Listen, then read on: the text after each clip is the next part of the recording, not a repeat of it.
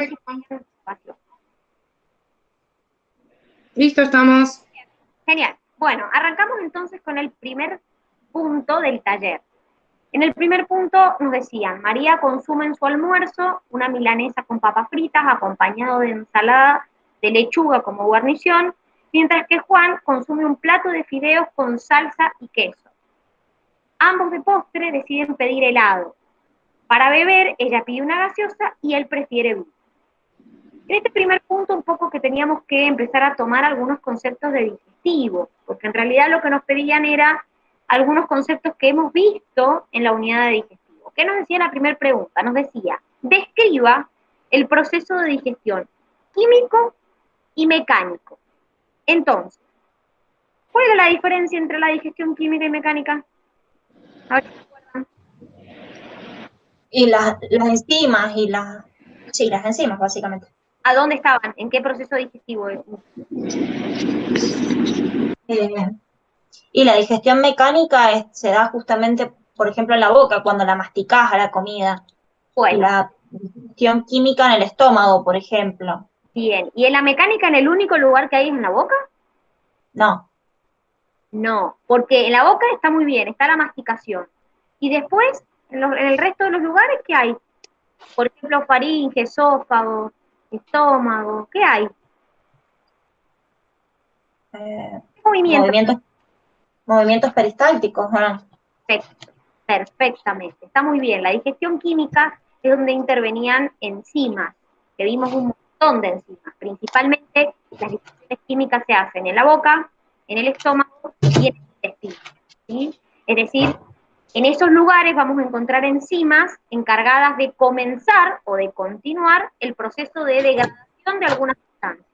En cambio, en la digestión mecánica, el principal lugar donde se producía, es verdad, es en la boca por la masticación, pero también todo lo que es faringe, esófago, vamos a tener movimientos peristálticos que nos van a permitir que ese bolo vaya descendiendo hasta llegar al estómago. Entonces, eso también forma parte de la digestión mecánica. Lo mismo que hay movimientos peristálticos en el intestino y también en el estómago, ¿sí? Entonces, en algunos lugares puntualmente solo mecánica y en otros es mecánica y química. ¿Estamos? Seguimos. Nos dice, mencionar las enzimas que intervienen, sobre qué compuestos actúan y el producto que se obtiene de su digestión. Aclarar de dónde provienen las enzimas. A ver, acá estamos viendo, si ustedes se fijan, en la boca. ¿Qué enzima teníamos principalmente? La milasa y la lisozima. A ver, ojo, pará. La milasa, ¿qué hacía? La milasa salival. Y rompía los almidones. Perfecto, lo que hacía era comenzar la degradación de los almidones a maltosa y oligosacáridos. ¿Qué otra enzima había acá, pero que en realidad no actuaba acá? No me acuerdo cuál era, pero actuaba en el estómago después. Bien, la lipasa lingual, que lo que hacía era, si bien se producía en la boca, necesitaba un medio ácido para poder activarse. Siempre recuerden que las enzimas necesitan determinados pH para poder cumplir su acción. Por eso ustedes tenían un cuadrito donde nos decían cada enzima a qué pH actuaba. Algunas necesitan un pH ácido, otras un pH más bien alcalino. Entonces, bueno, la lipasa es una de las que se activaba en un pH estomacal, es decir, en un pH ácido. Entonces, boca, comenzamos digestión de almidones. ¿Dónde encontramos almidones de lo que dijimos, por ejemplo? A ver, díganme un almidón. Y en las harinas, por ejemplo. Bueno, A ver, en los fideos.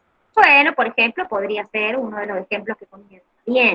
Entonces, comenzamos, no termina la digestión ahí. Después vamos a tener otras enzimas que van a continuar el proceso digestivo. Pero principalmente acá ese almidón lo vamos a empezar a desarmar, diríamos, a digerir a maltosa y oligosacáridos. Seguimos, vamos con el estómago. ¿A quién teníamos en el estómago? A la Eh, proteína. ¿Qué hacía? ¿Qué comenzaba? ¿La digestión de qué? De proteínas.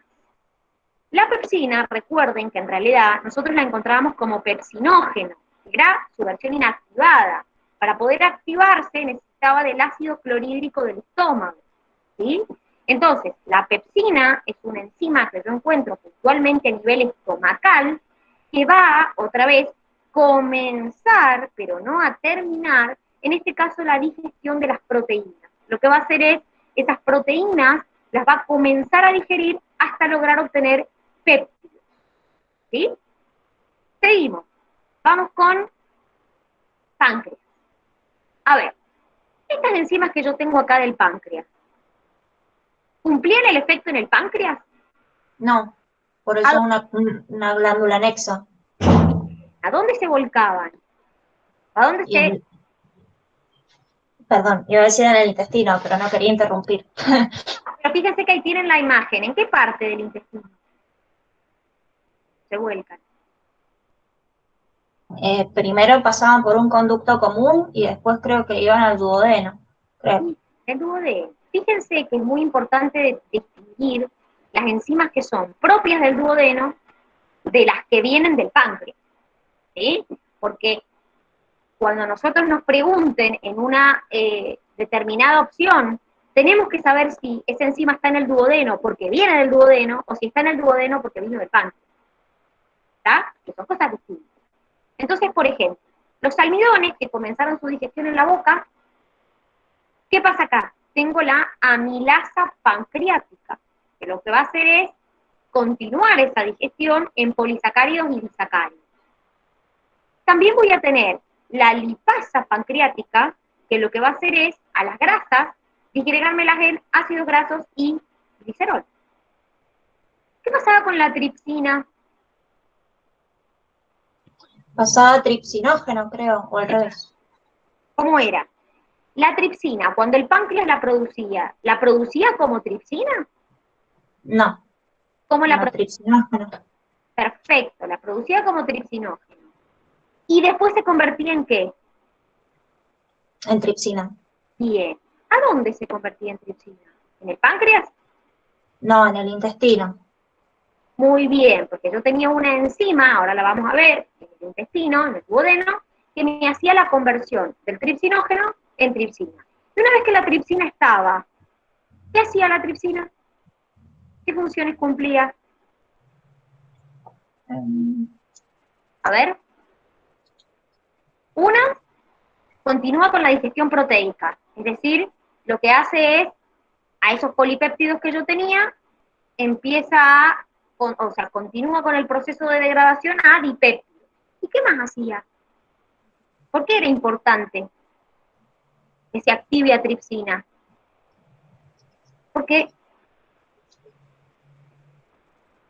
porque me activaba otras enzimas, me activaba el resto de las enzimas, me activaba la quimiotripsina, me activaba la carboxipeptidasa, es decir, gracias a que mi tripsina se activa, me activa el resto de las enzimas. Entonces, por ejemplo, la quimiotripsina es otra que también va a continuar esa degradación, al igual que la carboxipeptidasa, de polipéptidos a dipéptidos o aminoácidos. Y por otro lado teníamos la desoxirribonucleasa y la ribonucleasa, que en este caso van a actuar sobre ¿qué? El nombre me lo dice. Ácidos nucleicos. Exacto, sobre el ADN o el ARN, donde van a transformarse en nucleótidos, que básicamente son las unidades que los componen. Entonces, todas estas enzimas se van a volcar en el duodeno. Pero yo necesito que se active mi tripsina para que me active a quimiotripsina, carboxipeptidasa, etc. Vamos al intestino delgado. ¿Quién era la enzima que me convertía el tripsinógeno en tripsina? Enteroquinasa. Acá está, fíjense. Enteroquinasa duodenal era la que convertía el tripsinógeno en... Sí, sí. Hago dice que le pasaron más de la mitad. Bueno, es para que repasen. Vieron cómo esto es un repaso, es obvio que algunas se van a olvidar, no pasa nada. Fíjense que la enteroquinasa era la que, o enterocinasa, era la que me convertía el tripsinógeno en tripsina, pero es una enzima del duodeno, no es una enzima que viene del páncreas. ¿Sí? También en el intestino, en el duodeno, yo voy a encontrar aminopeptidasa, dipeptidasa. ¿Qué van a terminar de hacer estas? Van a terminar de degradar a quién? Fíjense. Las aminopeptidasas de los aminoácidos. Y A ver, bueno, todas las que dicen maltasas, lactasa, sacarasa, bueno, ahí dividen. Y van, por ejemplo, la maltasa degrada maltosa en glucosa, por ejemplo. perfecto, pero fíjense que en realidad esas proteínas que comenzaron digestión en el estómago, que empiezan, o sea, que continúan su degradación por enzimas pancreáticas, que mencionamos recién, acá tenemos las aminopeptidasas y las dipeptidasas que terminan esa degradación de polipéptidos y dipéptidos a aminoácidos. O sea que estas dos me terminarían el proceso de degradación proteica. ¿Sí? Ahora, muy bien como dijeron, maltasa, lactasa, sacarasa, lo que hacen es justamente a estos disacáridos como la maltosa, la lactosa y la sacarosa, justamente terminar su digestión en glucosa y galactosa o glucosa y fructosa, etc. Y las fosfatasas, Profe, dime. perdón, tengo una duda, porque, a ver, ¿por qué no se supone que los adultos no podemos digerir la lactosa? ¿Por qué se supone que tenemos una enzima que es la lactasa y al mismo tiempo no podemos digerir la lactosa? No entiendo. No, nadie dice, Cami, que no podés digerirla. En el cuadernillo yo me acuerdo que leí algo sobre que las personas afroamericanas no podían... Van perdiendo la capacidad, ojo, Eso es lo que iba a decir. no es lo mismo. Vas ¿Sabes perdiendo qué? la capacidad para digerirla, ¿entendés? O sea, no es que no la podés digerir más, es que si te comparás en tu estado de niñez, que es cuando en realidad más la necesitas, a medida que te volvés adulto, vas perdiendo capacidad para poder digerir. El tema, Bien. de la pregunta que vos estás haciendo tiene que ver con un bloqueo de genes. O Claro. sea, ¿por qué yo no puedo sintetizar lactasa? Porque los genes que sintetizan lactasa con el tiempo se van bloqueando. Entonces hay gente que directamente ya no puede sintetizarla, pero no quiere decir que todos no la sinteticemos. Las personas que no son intolerancias a la lactosa la siguen sintetizando toda la vida. Por eso está la Bien. famosa intolerancia, como dice la GIS. No todo el mundo es intolerante a la lactosa. ¿Sí? Bien. Sí. Por último teníamos las fosfatasas, que son las que terminan de, acuérdense que dijimos, tenemos las ribonucleasas, que la transformaban en nucleótidos, dijimos al ADN y al ARN. Bueno, los nucleótidos van a terminar su degradación en fosfatos nucleósidos por las fosfatasas. ¿Sí? Bien. Vamos con lo que sigue, que nos decía, ¿dónde se absorben estos nutrientes y ante qué transporte? Acá, recuerden que nosotros le dijimos que el principal sitio de absorción era, a ver, dentro del intestino teníamos el duodeno, donde terminaban procesos digestivos, yeyuno y ilion, procesos absortivos. ¿Sí? Ahora, nosotros en la bibliografía les dijimos que en el estómago había algunos procesos absortivos, como por ejemplo agua, iones, algunos ácidos grasos y el alcohol. ¿A dónde hay alcohol en lo que comieron?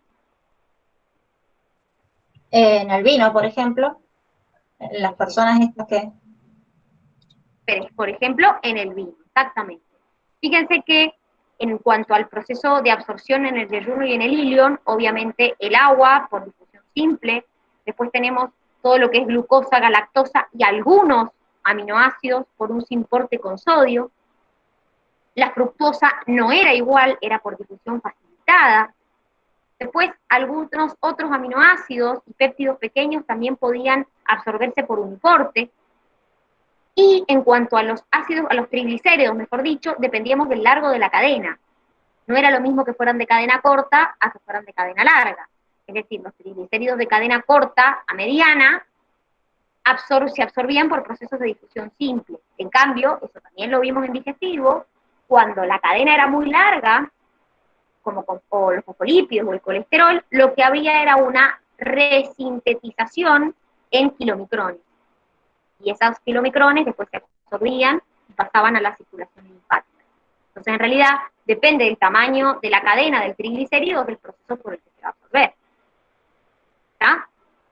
Y en el colon, recuerden que principalmente hay absorción de agua por difusión simple y también algunos iones. Los iones, obviamente, la única manera de pasar, chicos, es por transportadores porque no pueden absorberse directamente. Eso lo vimos si lo relacionamos con permeabilidad. Vamos con la que sigue. Vamos con el control endocrino y nervioso. Bueno, y acá eran todas, es decir, en cuanto al control endocrino, fíjense que nosotros hemos visto un montón de hormonas que intervienen. La gastrina, la secretina, fíjense que acá la gastrina estimula todo lo que es el estómago, la secreción del jugo gástrico, las contracciones del estómago y también del intestino. La secretina y la colecitocinina, fíjense que están relacionadas con la estimulación pancreática y biliar, ¿sí? La liberación de bilis, la producción del jugo pancreático, de enzimas. Después tenemos la bombecina, que me estimula a la gastrina y a la colecitocinina. ¿Y qué pasaba con el enteroglucagón? El enteroglucagón, ¿quién lo producía? A ver si se acuerdan.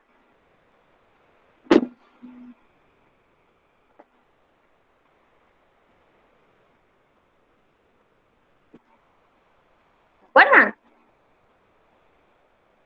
El enteroglucagón lo produce el colon. Y el enteroglucagón lo que hacía era estimularme la secreción de insulina y disminuir la producción de los jugos gástricos, ¿sí? Obviamente motilina, ¿de dónde viene? De motilidad. O sea que lo que va a hacer es incrementarme la motilidad intestinal. ¿Y qué pasaba con la somatostatina? Era el contra de todo. Él te inhibía todo. Es decir, disminuía la producción de insulina, de glucagón, la secreción gastrointestinal, la secreción pancreática, todo inhibía la somatostatina. Y por último teníamos el PIG, el péptido inhibidor gástrico, que me disminuía la motilidad del estómago y también el vaciamiento gástrico. Y en cuanto al control nervioso, acá era como al revés de lo que nosotros veníamos viendo, que es como lo que dijimos cuando te explicamos. Nosotros siempre decimos, la rama simpática es la que activa, la que aumenta. Bueno, fíjense que acá era al revés, porque la rama simpática era la que me inhibía las secreciones y el peristaltismo, y la parasimpática la que me lo aumentaba. Yo les hago una pregunta. Si yo quiero estimular la secreción gástrica o de saliva, ¿hace falta que me meta el alimento en la boca? No. ¿Cómo podía estimularlo? ¿Cómo puedo empezar a producir saliva o jugos gástricos? Y por los receptores que tenemos en la nariz, o por ejemplo el olor de la comida. No, o sea, me acuerdo que había un científico que hizo un experimento con un perrito. Era Pablo. Bueno, a ver, recuerden que también uno puede estimular la secreción gástrica, la producción de saliva, como dijiste vos, oliendo, recordando. También se pueden estimular la producción de saliva y el peristaltismo y la producción de jugos gástricos. ¿Sí? Bien, vamos con la que sigue. Para que ya... Ahí termina, Dani. Ahí Bien. arranca. Dale. Bueno, vamos al punto 2. En el punto 2 nos decía que iba a dar un listado de procesos justamente que se llevan a cabo en esta imagen que tenemos acá, que es una nefrona, o sea, la unidad estructural del riñón, y lo que teníamos que ver era marcar con números en cada uno de estos tramos qué es lo que ocurría o qué función tenía. Vamos a ir repasando cada una de ellas, y en esto vamos a tener que tener en cuenta dos gráficas que ustedes tienen, y esto es importante. Ustedes tienen una gráfica de Curtis y una gráfica del libro de Tórtora. Y esto es importante, toma de las dos bibliografías a la vez. Entonces, como tengo que verlo de las dos bibliografías a la vez, ojo, porque por ahí hay cosas que no se dicen de la misma manera y también las tengo que tener en cuenta. Vamos revisando cada una de ellas. A ver, recordemos la rama descendente de la asa de Henle. ¿Qué pasaba en la rama descendente de la asa de Henle? ¿Qué se absorbía? ¿Qué se secretaba? ¿Era permeable o no al agua? O sea, ¿qué pasaba en esa rama? Creo que esto se podía visualizar un poquito mejor en la lámina que tenían de Curtis, porque en la otra les nombraba toda la rama, o sea, toda la asa de Henle junto.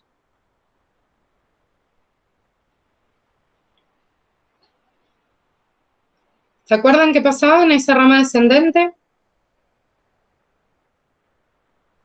No, pero me puedo fijar en el cuadernillo. ¿Resolvieron este punto o no? Sí, lo resolví, pero con ayuda del apunte, porque no me fue muy bien en escritor. Bueno, Excretor tiene esto de la formación de la orina, que es una de las cosas más complicadas. Entonces, la idea de ponerles un punto así en el taller era para que repasaran justamente esto, porque sí, suele ser un punto en el cual uno trastabilla, ¿sí? Acordarse qué es lo que pasa en cada uno de los tramos. Acuérdense que la sangre es la que se mete, o sea, hasta la parte más abajo de la médula renal. Entonces, lo que yo voy a tratar de hacer en toda esa rama es que desde el inicio hasta volver, ¿sí?, al origen, es que se concentre la médula renal. O sea, que los iones que me quedan estén cargados en esa zona. Entonces, la permeabilidad del asa de Henle en el descenso y en el asa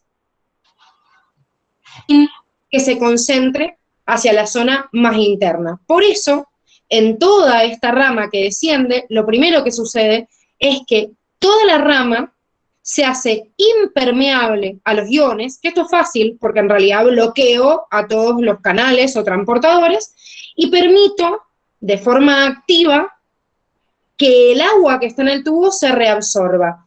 ¿Cuánto se va a reabsorber más o menos en este tramo?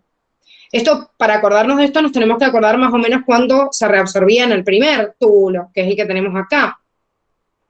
¿Pero cuánta agua se reabsorbía en el asa de Henle? El 15%. Bien, o sea que tengo una tasa muy alta, que son más o menos las 2/3 partes o 65%, que se reabsorbe acá en el túbulo contorneado proximal. Y el 15% más o menos en esta rama descendente del asa de Henle. Fíjense que lo único que yo tengo acá, tengo el punto 1, es en la reabsorción de agua, porque justamente bloqueo todos los iones y reabsorbo agua, todo lo que puedo para hacer cada vez más concentrada la médula renal, que justamente eso, ese es el fin justamente del asa de Henle y que empieza a penetrar en la profundidad. Después, ¿qué me pasa en el túbulo colector que también viaja desde la corteza renal hacia la parte más profunda, pero cuando hay presencia de ADH? ¿Qué hacía la ADH?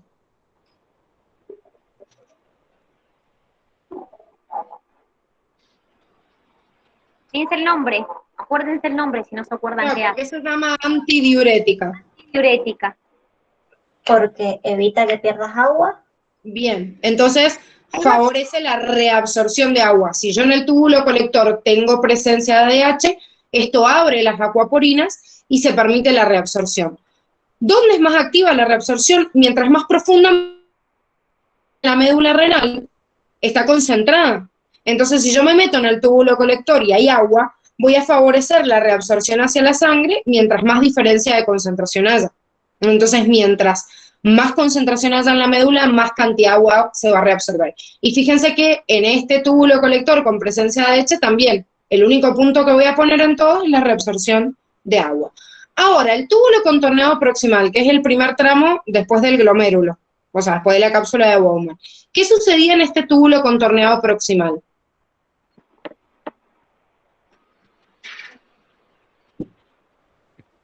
¿Qué funciones que llevaban a cabo? ¿Cómo? Se reabsorbía el sodio. Bueno, por ejemplo, ¿y ese sodio se reabsorbe de forma pasiva o de forma activa? No. Ah, de forma activa. Bien, de forma activa, porque fíjense que yo tengo un contenido isotónico con el plasma.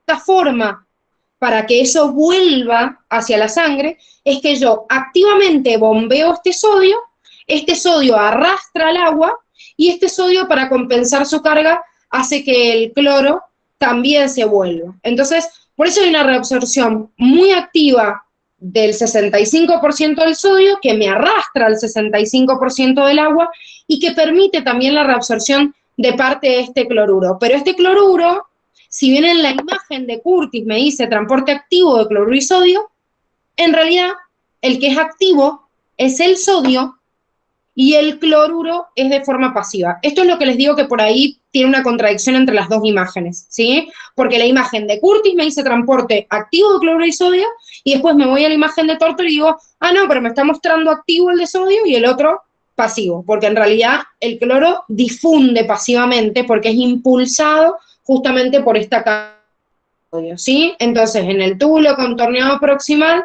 de acuerdo a lo que teníamos que marcar acá, tengo reabsorción de agua, que viene por la reabsorción de sodio y también de cloruro. ¿Qué más sucede en este túbulo contorneado proximal? Bueno, lo que dijimos, que se absorbe el 65% del agua. Bien, ¿sí? Entonces el agua, el cloruro de sodio, hasta ahí estamos bien. O sea, el cloro y el sodio. ¿Qué más? Toda la glucosa. Bien. No solo toda la glucosa, que bueno, en realidad acá estaba solamente la reabsorción de la glucosa, pero sepamos que en el túbulo contorneado proximal también hay reabsorción de todos los aminoácidos, de todos los componentes en realidad que le sirven al cuerpo y que se filtran como por error, ¿sí? Entonces ayudan y regresan también, que en realidad el arrastre del agua también me sirve para que las sustancias higroscópicas, como la glucosa, también sean arrastradas nuevamente. ¿Qué pasa?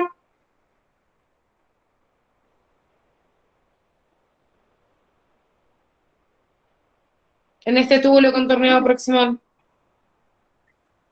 Pasaba algo con los aminoácidos, pero Sí, no me eso acuerdo. también. Reabsorción de glucosa tendría que estar acá. De glucosa y también de aminoácidos. Pero ¿qué más de lo que tenemos en este listadito? Fíjense ahí, A ver. está con numeritos. No, Mm, la expresión de urea. Bien. Ojo con esto, porque en realidad como acá me dice excreción de urea, lo ponemos acá, pero tenemos que tener en cuenta que en el túbulo, si bien en una partecita nos dice nada más que hay excreción de urea, si ustedes se fijan otra vez nuevamente en el cuadrito, tendrían que poner, también tendría que estar acá. Depende si lo vende Curtis o lo vende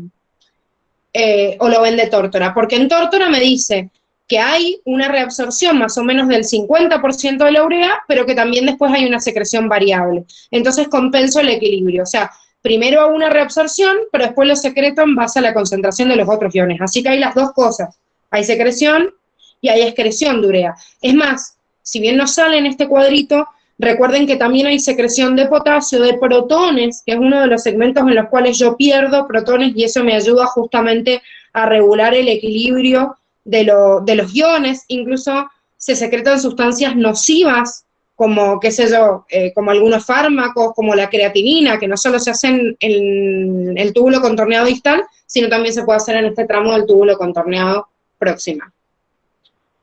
Dani, ¿querés seguir con las otras? dale, bien. Vamos con la rama ascendente del asa. ¿Qué particularidad tenía esta rama? A ver si se acuerdan. ¿Era todo igual? Primero, vamos por lo básico. ¿Era todo igual la rama ascendente? ¿Estructuralmente era igual? ¿O había dos? No, Bien, no, hay una parte que era fina y otra que era gruesa. perfecto. Había una parte que era fina y una gruesa. Independientemente de eso, ¿qué caracterizaba a esta parte? Así como la Gise les explicó qué pasaba en la descendente. ¿Qué caracterizaba a la ascendente con respecto a la permeabilidad? Era impermeable el agua. Ojo con eso, con el totalmente y el relativamente. Porque en realidad esta parte de la rama ascendente es relativamente impermeable al agua. No es totalmente, porque hay una cierta permeabilidad, pero es muy poco. Sí, hay un cierto pasaje de agua por difusión, pero es muy poco. Por eso decimos relativamente impermeable al agua. Igual está bien, está perfecto, es relativamente impermeable al agua. Bueno, y entonces, ¿qué cosas se reabsorbían? ¿Qué cosas pasaban? A ver, ¿qué dice? ¿Qué pasaba en esta? Fíjense que ahí pusimos 4 impermeabilidad al agua. Ahí tendremos que haber puesto relativamente impermeable al agua. Bien, ¿qué más? ¿Qué más pasaba? ¿Qué pasaba en la porción fina? A ver si se acuerdan. Se reabsorbe el ¿Qué cloruro se de reabsorbía? sodio. Muy bien, se reabsorbía cloruro de sodio. ¿Por qué transporte? ¿Te acordás? No, pero asumo que debe ser activo. Por difusión en este caso, cloruro de sodio. ¿Sí? ¿Y qué más pasaba en la fina? ¿Qué otra cosa ocurría en la rama fina? Se excretaba la urea y creo que otros compuestos nitrogenados también. Se excretaba urea, perfecto, bien. Y en la parte gruesa, ¿qué ocurría? Lo mismo, pero sin lo de la urea. Bien. ¿Y qué más pasaba? Eh, ¿Qué otra cosa? mm, A ver. Fíjate que en la parte gruesa también hay una reabsorción de sodio y cloruro. Y ahí está lo que les dice la Gise siempre de la teoría. Que si bien nosotros sabemos que el sodio y el cloro van a formar cloruro de sodio, o sea, van a ser lo mismo, en la bibliografía les hace la distinción de cloruro de sodio, sodio y cloro. Entonces, en la parte gruesa del asa, nosotros tenemos una reabsorción de sodio y de cloruro. ¿Está? Entonces, esa distinción, como les dice la Gise, en el material ustedes la tienen, por más que sabemos que el sodio y el cloro van a formar cloruro de sodio. ¿Sí? Vamos con el tubo contorneado distal. ¿Qué pasa con el tubo contorneado distal? ¿Hay reabsorción de agua? sí, Perfecto. Hay reabsorción de agua. ¿Qué más hay? Reabsorción. cloruro de sodio. Hay reabsorción de sodio y de cloro. ¿Qué más? ¿De qué otra cosa más hay reabsorción? ¿De algo más? Calcio. De urea. También. ¿Sí? Es decir, en el tubo contorneado distal también vamos a tener una reabsorción de urea. ¿Mm? Y vamos ahora, un poco la Gise ya les explicó lo que pasa con el tubo colector en presencia de antidiurética. Vamos a ver en ausencia, o sea, no hay mucha diferencia en el sentido de que lo único que cambia es la permeabilidad. ¿Qué va a pasar con el tubo colector sin antidiurética? ¿Qué va a pasar únicamente? Porque con antidiurética nosotros teníamos una, como les dijo la Gise, reabsorción de agua. Si no está la antidiurética presente, ¿cómo se vuelve ese tubo? Y la última parte del cristal, ¿cómo se vuelve? Hipertónico. ¿Cómo se vuelve? ¿Permeable o impermeable? Si no está la antidiurética presente. Impermeable. Entonces, ¿se va a reabsorber agua? No. Entonces, lo que se va a reabsorber, ¿qué va a hacer en esa parte? Sobre todo en la última parte, en la última porción. Urea. Lo que se va a reabsorber es urea o urea. Entonces, en realidad, lo que me cambia la antidiurética, como dijimos recién, como dijo la Gise, es la permeabilidad del tubo colector respecto al agua. ¿Lo hace permeable o lo hace impermeable? ¿Está? ¿Es que sigamos, Gise? Sí, sí. Dale. Ahí vamos. Bueno, vamos al punto 3. En el punto 3 me decía que analizáramos varios casos clínicos, o sea que vamos a ir con cada uno de ellos. Y el primero de ellos era un caso en el cual me presentaban una persona que tenía una sístole auricular de 0,0625, que voy a interpretar que son segundos, porque en realidad no me lo dice, pero bueno, la data, digamos, de cuánta cantidad, o sea, el tiempo de duración de la sístole.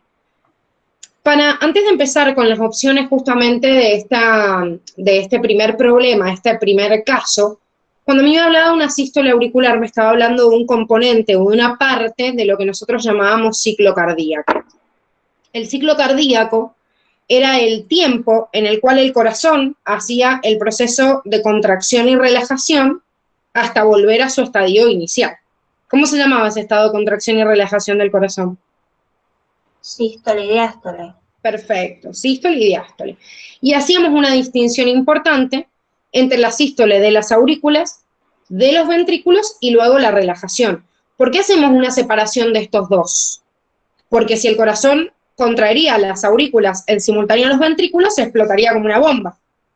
O sea, no podría mandaría la sangre para cualquier lado. Salvo que fuera una sola cámara.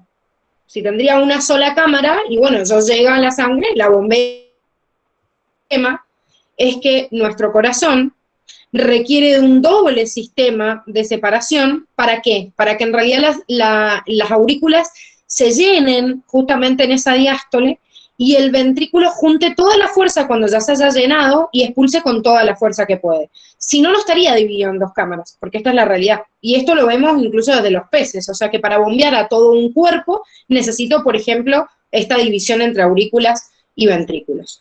Entonces, el corazón contrae las aurículas, que son más chicas, en un tiempo determinado, los ventrículos en un tiempo determinado y luego se relaja. Entre sístole y diástole tenemos la mitad del tiempo en cada uno, o sea que aproximadamente el corazón está en este ciclo cardíaco, que sería lo que dura un latido cardíaco, la mitad del tiempo contraído, la mitad del tiempo relajado. Pero lo separamos en porcentaje de acuerdo al tiempo que se demora, que es del tiempo total de un ciclo cardíaco el 12,5, el 37,5 el ventrículo y el 50% en diástole. Quiero que entiendan que este dato, por eso lo encuentran en la punta de clase y no en el cuadernillo, no es un dato que me da Curtis, Curtis, ¿qué me dice? Que un ciclo cardíaco promedio en una persona que tiene una frecuencia cardíaca de 70 a 75 latidos por minuto, su ciclo cardíaco dura 0,8. En realidad esto es fácil, ¿de dónde lo saco? Y digo, si estoy produciendo 70 latidos en un minuto, bueno, ¿cuánto dura un latido? Y ahí sale obviamente este valor. Curtis me expresa solo estos valores que ustedes están viendo acá, la cantidad de segundos que usamos en cada uno de estos parámetros de contracción y de relajación. Sin embargo, el porcentaje es un dato que nosotros les agregamos para que les sea más fácil calcular, porque si no tienen que hacer doble regla de 3 para deducir cuánto equivale el nuevo latido en base al latido que les está calculando Curtis y después el porcentaje. Entonces, conclusión, es más fácil calcularlo así, pero lo pueden hacer de cualquiera de las dos formas. Entonces, me dice, ¿cómo se encuentra la frecuencia cardíaca de esta persona? Para averiguar la frecuencia cardíaca, tengo que saber cuánto dura un latido y después ver cuántos latidos se repiten en un minuto. Y para saber cuánto dura un latido, el único dato que tengo es la sístole auricular. Como acabamos de decir, esa sístole auricular. Eso quiere decir que, ¿qué hacemos? Y planteamos una regla de 3 en la cual queremos averiguar el 100%, que es todo el ciclo. ¿Cuánto dura el 100%, que sería un ciclo? Y que vamos a averiguar el 100%, que es todo el ciclo cardíaco. Si la sístole dura esto, ¿cuánto dura el 100%, que sería un ciclo? Y que vamos a hallar este valor de 0,5 segundos. Fíjense dentro de los valores normales, cómo este valor es más chico que el valor que me da de referencia Curtis. Bien, entonces digo, bueno, un latido puede plantear otra regla de 3 desde los 0,5 segundos. Digo, si 0,5 segundos es un latido, ¿cuánto se da en un minuto? Que sería lo mismo que 60 segundos. Y obtengo este valor. 120 latidos en 60 segundos, lo que es lo mismo 120 latidos por minuto. O sea que es mayor o menor a la frecuencia cardíaca normal. Bastante mayor. Bastante mayor. ¿Esto qué quiere decir? Que si digo cómo se encuentra la frecuencia cardíaca de esa persona, hubiera bastado contestar con aumentada, ¿sí? Hemos hecho todo el cálculo porque si no, no puedo decir si está aumentado o disminuido. Lo podrían haber sacado, digamos, mentalmente, pero en realidad lo que yo tengo que responder es que está aumentada. Ahora me dice, ¿cómo se encuentra el gasto cardíaco y la presión arterial de esta persona? Vamos a evaluar dos cosas. Primero, cómo se calculan estas dos variables para poder analizar qué es lo que pasa. Recordemos, es un cálculo que se lleva a cabo mediante la frecuencia cardíaca por el volumen sistólico o volumen de eyección. Y que la presión arterial es un valor que se calcula en base a este gasto cardíaco que estábamos viendo acá, multiplicado por la resistencia periférica total. Entonces, si en este caso que teníamos recién había aumentado, o sea, tenía aumentada esta frecuencia cardíaca, ¿cómo va a estar el gasto cardíaco? También aumentado porque son directamente proporcionales. Perfecto. Tengo un aumento. Y si aumenta el gasto cardíaco, ¿qué pasa con la presión? También aumenta. También aumenta. O sea que si se fijan, esto es lo que estaba en la diapositiva anterior para que evaluemos cómo encuentro el gasto cardíaco, obviamente aumentado, porque es directamente proporcional, y la presión arterial, que justamente sale de este cálculo que acabamos de ver, si hay un aumento del gasto cardíaco, también va a estar aumentada. La verdad es que el problema no me habla del volumen sistólico. Entonces, yo no puedo saber ese valor como estaba. Sí sé que hay un aumento de la frecuencia cardíaca. A veces, para tratar de mantener, y esto es importante, el corazón, para no explotar, trata de que esta frecuencia cardíaca, al aumentar, disminuir el volumen sistólico o el volumen de eyección. ¿Eso qué quiere decir? Que si el corazón se contrae más cantidad de veces por minuto, trata de meter menos sangre para poder regularlo. O sea que en vez de bombear estos 70 mililitros que tenemos acá, trata de bombear menos. Sin embargo, a veces, por ejemplo, cuando estamos haciendo ejercicio físico, el marcapaso se aumenta debido justamente al sistema nervioso autónomo, inevitablemente llega más sangre porque hay más ordeñe venoso. Entonces hay más ordeñe venoso, hay más retorno venoso, las paredes del corazón se distienden más y, conclusión, el volumen sistólico termina aumentando. Entonces lo puedo regular hasta cierto punto. El gasto cardíaco es un valor que aumenta tanto cuando la persona está haciendo ejercicio físico. ¿Hasta cuánto puede aumentar? ¿Se acuerdan? 7,5 puede ser, o me lo estoy inventando. Más todavía. O sea, este es el valor que tenemos acá, por minuto. ¿Cómo? ¿Perdón? Este es el valor normal, 5 litros por minuto. Salía el dato de qué pasaba en un deportista entrenado. ¿Cuánto podía llegar a aumentar?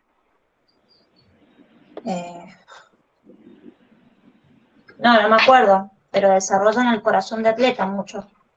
Sí, bueno, esos obviamente compensan y gastan menos, pero el gasto cardíaco puede incluso aumentarse de 4 a 5 veces. Eso quiere decir que cuando estamos haciendo ejercicio físico podemos bombear más o menos unos 20 a 25 litros por minuto. Y esto hace que nuestro corazón sea... Recuerden que este valor, el gasto cardíaco, es lo que ustedes en física han calculado como... ¿Cómo se llama este gasto cardíaco en las variables que ustedes vieron en mecánica de los fluidos? Caudal.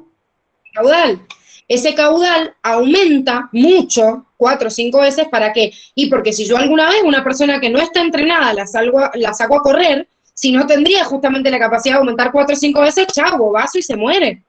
¿Qué es lo que le pasa justamente a las personas que tienen un corazón muy chico? Nunca lo han averiguado y tienen un ataque de estrés terrible o salen a entrenar sin haber hecho el estudio adecuado, una ergometría, hacerse un electro, y chau, se mueren de un bobazo en el medio de una cancha, porque no sabían que su corazón realmente podía resistir ese ejercicio físico. ¿Sí? Sí. Bueno, entonces vemos por qué podría tener estos valores, o sea, el aumento de estos valores. Y me pide que nombre factores endocrinos y nerviosos. Acá puedo nombrar... La verdad es que no sé por qué esta persona tiene una frecuencia cardíaca aumentada. Podría ser puramente una estimulación del sistema nervioso autónomo, que en este caso sería una estimulación simpática. ¿Eso qué quiere decir? Un estado de estrés, o sea, de alerta, salimos a correr, lo que sea. O sea, el sistema nervioso acompaña con la estimulación simpática. ¿Y qué hace el sistema simpático en el corazón? Y estimula el gasto cardíaco, no sé cómo decirlo, la frecuencia aumenta. Eso, la frecuencia. Lo que me está haciendo es aumentar el marcapasos cardíaco porque lo hace más permeable al calcio. El calcio es uno de los iones más importantes que median la contracción muscular. Entonces, lo que hace el sistema simpático es aumentar la permeabilidad al calcio en el marcapaso cardíaco. Y por eso lo modifica, porque el marcapaso funciona solito. Hace una contracción de 70 a 75 latidos por minuto. Al hacerlo más permeable al calcio, bombea más rápido, aumenta la frecuencia cardíaca, y si aumenta la frecuencia cardíaca, obviamente aumentó el gasto cardíaco. Y además de esto, aumenta también el volumen sistólico porque aumenta la fuerza de contracción del corazón. O sea, que aumenta el gasto cardíaco por las dos variables, no por una. Esto también es importante. En cambio, pueden haber factores endocrinos que lleven a cabo este aumento de la frecuencia cardíaca. Por ejemplo, el cortisol, ¿qué hacía? Es la hormona del estrés. Bueno, ¿qué es este cortisol? Pertenece a una familia que, ¿cómo se llama? Corticoides, ¿no era? Perfecto, glucocorticoides. Entonces, ¿qué hace este cortisol? Es hiperglucemiante. Bien. Si es hiperglucemiante, retiene glucosa en sangre, y si retiene glucosa, retiene agua. Aumenta la volemia, más retorno venoso, más brusco, o sea, fuerza, y por ende termina teniendo repercusión también sobre la frecuencia cardíaca porque aumenta el gasto cardíaco. ¿La adrenalina qué hace? Es la hormona que actúa cuando tenemos miedo, por ejemplo. Es lo mismo, es hiperglucemiante. Y Bien, hace el mismo efecto. perfecto. Nada Y más. además de esto, recuerden que en realidad es la misma hormona que media acá por factor nervioso y acá en realidad lo estoy haciendo por nivel endocrino, pero tiene el mismo efecto que a nivel nervioso, o sea que también aumenta el marcapasos cardíaco y el volumen de eyección, y encima aumenta la volemia. Así que por ende también va a tener influencia sobre este valor y va a haber un aumento de la frecuencia cardíaca. ¿La aldosterona? Bueno, Esa es la que... estas dos Bueno, las perdón. acabamos de repasar en el riñón. Esa es la que participaba en el sistema renina-angiotensina... ¿Renina? Justamente. Estoy tratando de estrujarme las neuronas. Gancho. Bien, pero así va quedando justamente. Se va grabando a poquito. Gancho. La Gancho que se pone machete. aldosterona justamente lo que hace es esto, es aumentar la absorción o la reabsorción de sodio y por ende de agua. Entonces aumento la volemia. La ADH, en cambio, tenía solo influencia, como les dice la palabra, antidiurética, evita la diuresis, reabsorbe agua. Esta reabsorbe agua, esta reabsorbe sodio y agua, pero el efecto de las dos es el aumento de la volemia. Y si aumenta la volemia, obviamente aumenta la frecuencia cardíaca y aumenta la presión, porque hay obviamente más retorno venoso. Bien, después me dice, ¿qué valor tendrá su sístole auricular y su diástole? Bueno, esto responde a lo mismo que estábamos viendo al principio del gasto cardíaco. O sea, el 100%, obviamente teníamos calculado a partir de la sístole auricular el 12,5% del ciclo. Lo que vamos a hacer ahora es calcular, de acuerdo al ciclo que ya hayamos, la sístole ventricular, que equivale al 37,5, y hallamos el valor. Después la diástole, que es el 50% del ciclo, también damos su valor. ¿Sí? Sí. Bueno, y después me dice, ¿qué pasaría si la persona decidiera salir a correr? Si la persona sale a correr, ya tiene un aumento de la frecuencia cardíaca, o sea, ya tiene una taquicardia, pero si sale a correr, ¿qué va a pasar con su gasto cardíaco? Va a aumentar todavía más, o sea, posiblemente la palme, pero... Claro, posiblemente.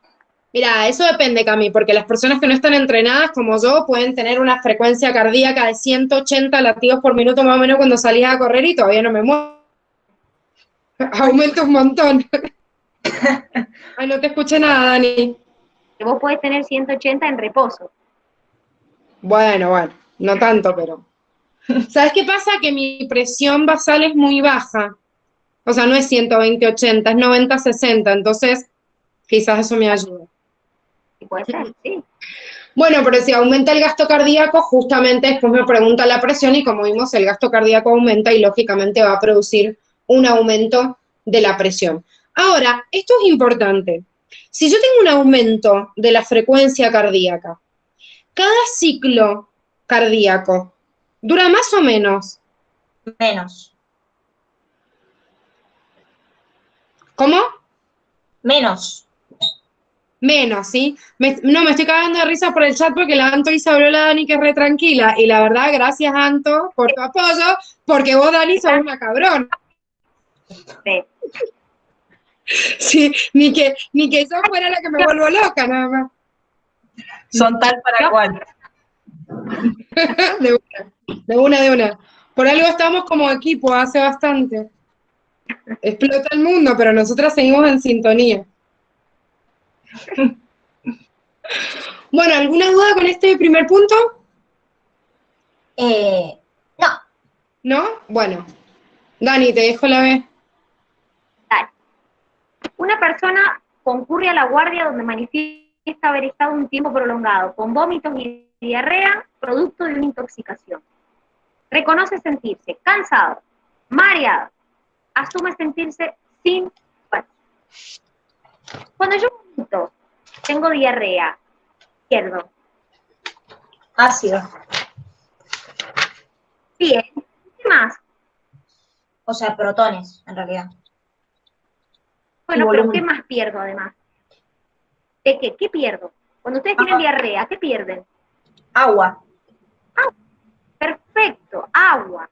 Entonces, además de perder agua, ¿qué también pierdo con ese agua? Está muy bien un poco lo que dijiste Buscami recién. Pierdo electrolitos. Pierdo electrolitos como el bicarbonato, como los protones. Entonces, la persona debe estar deshidratada. Está perdiendo agua. ¿Sí? Ahora, ¿qué va a pasar si yo además, como ustedes dijeron, pierdo ácido? Que recién lo dijiste, Cami. Pierdo ácido porque estoy con muchos vómitos. ¿Qué pasa? Y se alcaliniza la Bien, va por sangre. aquí. Voy a tener una ¿qué metabólica? Una alcalosis. Perfecto, porque tengo una gran pérdida de ácido. ¿Y cómo lo voy a compensar a eso? Con una hipoventilación para retener dióxido de carbono, ácido carbónico. Para retener dióxido de carbono, perfecto, muy bien. Entonces, quiere decir que en realidad una de las cosas que puede estar pasando es que haya perdido mucho ácido clorhídrico y esté teniendo una alcalosis. Ahora, ¿qué mecanismos se van a activar para compensar lo que pasó? Ustedes me han dicho que se ha producido una gran pérdida de agua. ¿Sí? Si yo pierdo agua, ¿qué pasa con mi volemia? Con mi Disminuye. Perfecto. Entonces quiere decir que yo voy a tratar de activar mecanismos que lo compensen, como siempre yo les he dicho. Siempre tratamos de compensar lo que pasó. Si la presión arterial bajó, de recuperarla. Entonces, lo que se va a activar es, por un lado, nuestro hermoso sistema renina-angiotensina-aldosterona. Ya vieron con la GICE qué es lo que me generaba la aldosterona, ¿sí? Es decir, estimula la reabsorción de sodio, de agua, y la ADH estimula la reabsorción de agua. Entonces esto lo que hace es contribuir al aumento de la volemia y por lo tanto al aumento de la presión arterial. Es decir, para compensar lo que pasó, pero como yo he perdido agua, principalmente lo que quiero es tratar de evitar la pérdida de agua. ¿Sí? Bien. Dice, si usted le tomara la presión al paciente, ¿cómo estaría? ¿Cómo estará la presión? Disminuida. Claro, porque su volemia está disminuida. Y ahí está lo que les explicó antes la Gise. ¿Por qué disminuye la presión arterial? Porque disminuye la volemia, ¿sí? Disminuye el volumen de sangre. Ahora, ¿cómo será el gasto cardíaco de esta persona? Piensen y relaciónenlo. Si la presión, a ver, Va a estar si tengo menos, disminuyendo. bien, ¿qué va a pasar con la frecuencia cardíaca primero? ¿Cómo va a estar?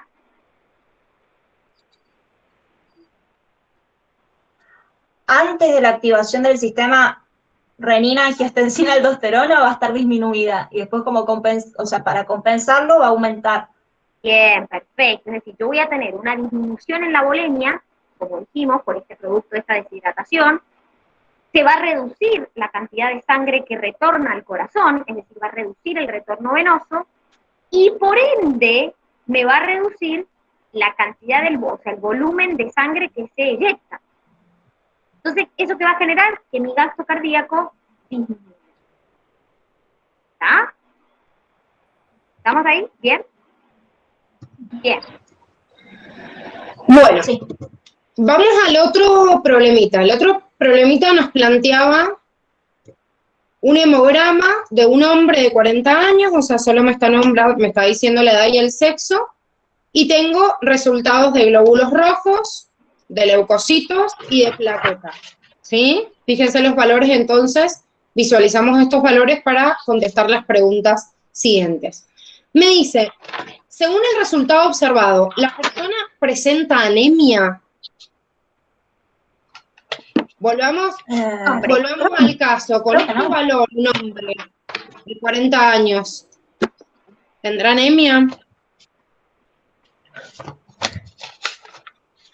Esperen, que eso no lo hice. Creo que no, igual. ¿Cuál era el valor de glóbulos rojos normales, primero? Mm, En un hombre. y eran varios millones, creo, igual. Varios millones. Bien, varios millones era 5 a 5,5 por milímetro cúbico, como les dice acá, o lo que es lo mismo decilitro, ¿sí? Que son equivalentes y en unas partes les aparece una forma y otra. Ahora, solo sabiendo la cantidad de glóbulos rojos, ¿yo puedo decir si la persona es anémica o no? No, porque puede ser anémica por deficiencia de hierro, por ejemplo.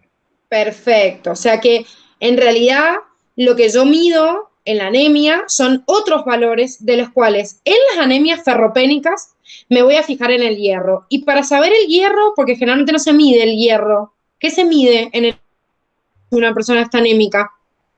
La saturación de oxígeno. No. Mm, Eso te sirve bien. para averiguar otra cosa. Claro. ¿A dónde está el hierro? Justamente los eritrocitos en el medio. ¿Cómo? ¿En el En los medio? glóbulos rojos. Bueno, Bueno, pero no en el medio, pero, o sea, ¿pero qué se mide en cualquier hemograma? ¿Nunca han visto qué parámetros tienen? estoy pensando. ¿La viscosidad de sangre, capaz? No, porque esos son los glóbulos rojos. Bueno, tiene que ver con ellos. Agustina dice leucocitos. Los leucocitos recuerdan los glóbulos blancos que son los que participan de las infecciones, ¿sí? Del sistema de defensa. Un valor en la sangre, además de los glóbulos rojos, que mide directamente la hemoglobina. Y a veces, cuando no nos piden la cantidad de hemoglobina que se mide por miligramos por decilitro, nos piden el hematocrito, que en el hematocrito también tiene un porcentaje. Es verdad que si yo tengo un valor de glóbulos rojos normales, puedo no tener anemia, pero no lo puedo descartar. ¿Y saben por qué no lo pueden descartar? Porque incluso puedo tener hemoglobina normal y puedo tener los glóbulos rojos normales y tener una anemia por falta de vitamina B12 y necesito de otros valores. Entonces, la realidad es que los glóbulos rojos se encuentran dentro de parámetros normales y en la mayoría de los casos yo no voy a hablar de anemia si tengo glóbulos rojos normales, pero tengo que seguir investigando y viendo en realidad los síntomas que tiene esa persona, porque consulta, si va por un hemograma normal de chequeo de control, no me voy a poner a investigar cuánta vitamina B12 hay y otros parámetros, pero si va acompañado con sintomatología de anémico normal, y bueno, indago un poquito más, me fijo en el valor de la hemoglobina, me fijo en el valor de algunas vitaminas como la vitamina B12 que participan también en la formación de los glóbulos rojos. Después me dice, ¿cómo deberíamos encontrar el resultado del hematocrito? Y ahí está lo que dijimos recién, el hematocrito me está midiendo el componente sólido de la sangre. La sangre se divide en dos, el plasma y los elementos formes, ¿sí? Esos elementos formes se miden como hematocrito. ¿El hematocrito en qué porcentaje está formado por los glóbulos rojos que estábamos nombrando? En su mayoría.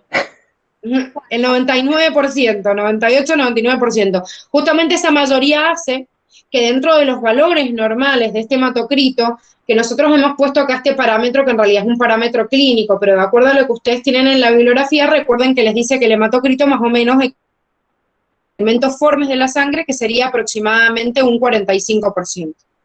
Vieron que les dice que el plasma tiene del 55 al 60 y el hematocrito del 40 al 45. Esos son los datos que ustedes tienen en la bibliografía. Entonces yo tendría que tomar en cuenta estos valores para tomar como un hematocrito normal. Puede ser mayor, puede ser menor, obviamente tengo que estudiar un poquito a este paciente. Si este paciente es fumador, por ejemplo, voy a encontrar un hematocrito más tirando a un valor más elevado, porque la persona que fuma tiene poliglobulia, entonces como tiene poliglobulia tiene un hematocrito mayor.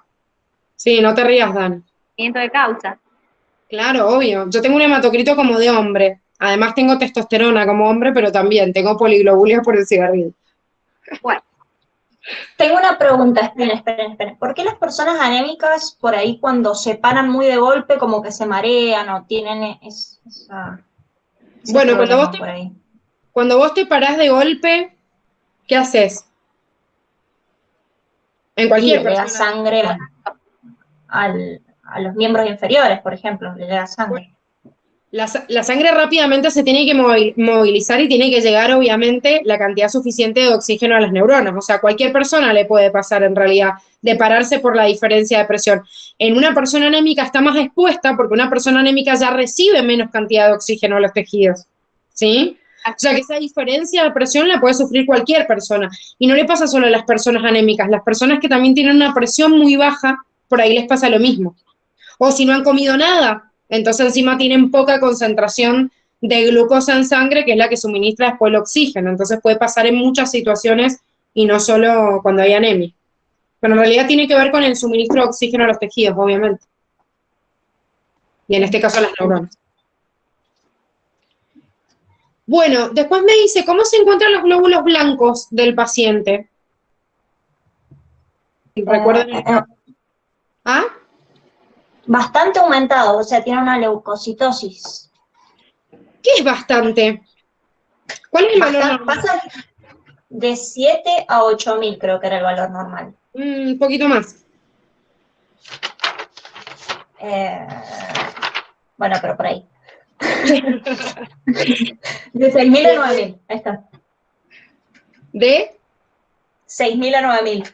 Bien, hay una parte en la bibliografía donde les dice de 6.000 a 9.000, hay otra parte, creo que en el cuadernillo de tejidos, que les dice de 7.000 a 10.000, en otro lado de 7.000 a 11.000, son todos valores que la Facu por ahí les presenta varios valores simultáneos porque primero, los capítulos de Curtis no los escribe la misma persona, entonces hay diferencia entre la parte de tejido y de circulatorio, y encima de eso, la facultad también les pone un anexo, el libro de fisiología de Gannon y de Torter, en donde hay otros autores que opinan de otras. ¿Qué sucede? Porque cuando uno va al laboratorio, en el laboratorio se utilizan determinadas técnicas de tinción y de conteo de las células. Entonces, cuando yo uso distintas técnicas, puede variar este número y por eso ustedes fíjense que cuando se hacen un análisis de sangre les dice cuál es el valor de referencia. ¿Sí? O sea, no es que se lo tienen que acordar todo de memoria, les da un valor de referencia justamente para tomar como normal. Entonces, sí lo tengo aumentado, ¿sí? No sé si un montonazo. En realidad, en las infecciones graves pueden haber aumentos de mucha cantidad de leucocitos. Me puedo encontrar 30.000, 60.000, eso sería una infección muy grave, ¿sí? Pero sí, está aumentado igual con 12.000. Ahora, si yo tengo elevados los glóbulos blancos, ¿a qué puede verse eso? Puede ser, va por la cantidad, no creo que sea una infección, pero puede ser algo más chiquito, tipo una caries o alguna cosa así por el estilo. Sí, igual la urticaria sería una infección, ¿eh? O sea, estoy hablando de infección por aumento de glóbulos blancos. Igual ojo con las caries, como leve y después te da una endocarditis y te quedas patas para arriba nada más por una muelita, ¿eh? Así que hay que tenerlo muy presente, o sea, por ahí pueden ser muy graves, digo. Pero sí o sí, cuando hay aumento de glóbulos blancos hay una infección. ¿Qué diferencia va a haber si esta infección es bacteriana o viral? O sea, ¿qué el tipo? Perdón, no quería interrumpir igual. No, iba a decir que depende del tipo de leucocito, porque puede ser los basófilos, puede ser por una alergia, por ejemplo, y después habían unos específicamente que eran para los virus, y después había otro que era para los parásitos, pero no me los acuerdo específicamente, solamente sé que había distintas cosas. Bueno, fíjense que acá les pregunta nada más si fuera una infección bacteriana o viral. Si me hubiera dicho un parásito también podría tener una eosinofilia. Como vos dijiste, los basófilos aumentan en una alergia, pero no sería una infección. ¿Sí? O sea, que podría haber un aumento de los glóbulos blancos y que no haya una infección, por ejemplo, en este cuadro de un caso que haya un aumento exacerbado de basófilos, sí, es verdad. O sea, que podría ser otro caso que no fuera una infección. No es lo más común y no habría un aumento tan drástico. ¿Por qué? ¿Qué porcentaje ocupan los basófilos en todos los glóbulos blancos? 0,1, muy poquito. 0,1, imagínate para tener un aumento del valor normal a 12.000 solo de basófilos. O sea, yo creo que la persona ya tuvo un edema de glotis, se fue para el otro lado, no sé, o sea, del terrible cuadro que puede haber tenido si no fuera una infección. O sea, que por el número no supongo que es eso.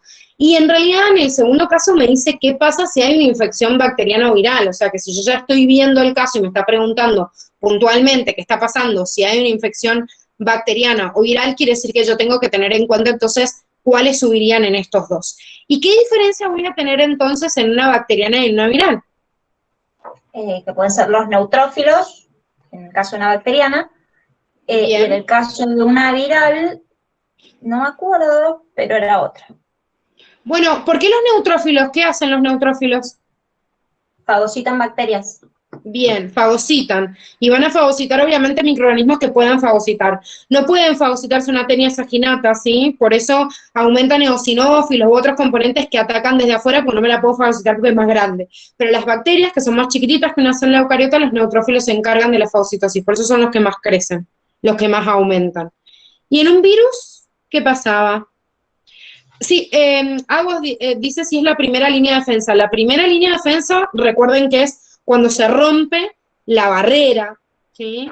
O sea, y se produce lo que nosotros conocemos como inflamación. Y sí, en esa respuesta, los glóbulos blancos que salen justamente cuando se rompe esta barrera son los que participan de la inmunidad innata o inespecífica, en las cuales los neutrófilos eran los primeros que salían. Por eso en la inflamación los que más aumentan y los primeros en la infección aguda son los neutrófilos.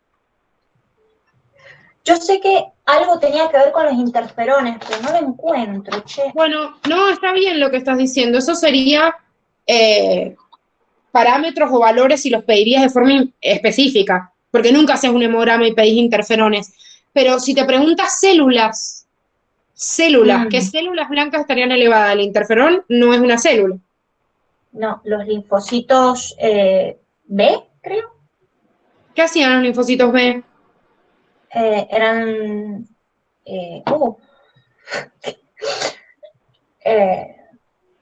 bueno, primero tenían linfocitos B de memoria. Momento, voy a sacar el machete antes. Los linfocitos B sintetizan anticuerpos, pero necesitan primero reconocer. Y en realidad el problema del virus es que recuerden que el virus no es un ser vivo. Al no ser un ser vivo, no lo reconocen los glóbulos, ¿sí? Solitos, sino que el virus se mete en la célula y al ser un parásito intracelular, la célula reacciona mal, lo expone en su complejo mayor de histocompatibilidad y el que lo reconoce es el linfocito T. El tema es que yo voy a tener un aumento de linfocitos en una infección viral, pero recuerden que el linfocito B y el linfocito T yo no los puedo diferenciar en un hemograma, entonces voy a tener un aumento en el linfocito y no sé cuál. ¿Sí? Nosotros en la teoría sabemos que es el linfocito T citotóxico, el natural killer, pero en realidad en el examen, o sea, en el examen sanguíneo yo no lo voy a ver, porque no lo puedo distinguir. Bueno, ¿y las plaquetas?